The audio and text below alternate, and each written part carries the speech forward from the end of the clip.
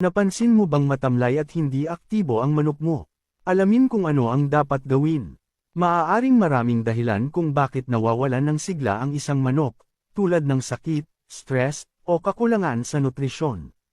Unang hakbang ay obserbahan kung may iba pang sintomas tulad ng sipon, pagtatae, o pagbagsak ng timbang. Siguraduhin may malinis at sapat na pagkain at tubig upang maiwasan ang dehydration at gutom.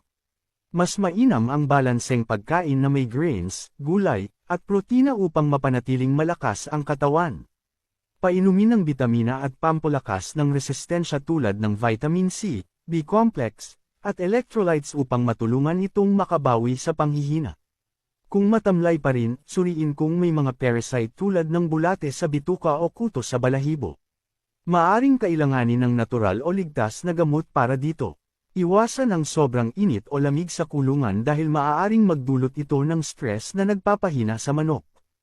Siguraduhin ding hindi ito sinasaktan o na-stress ng ibang manok. Kung patuloy ang panghihina kahit na ginawa na ang lahat ng pag-aalaga, mas mainam na dalhin ito sa eksperto upang masuri ang tunay na dahilan. Bigyang pansin ang kalusugan ng manok mo upang mapanatili itong masigla at malakas. I-follow para sa iba pang tips sa pag-aalaga ng manok.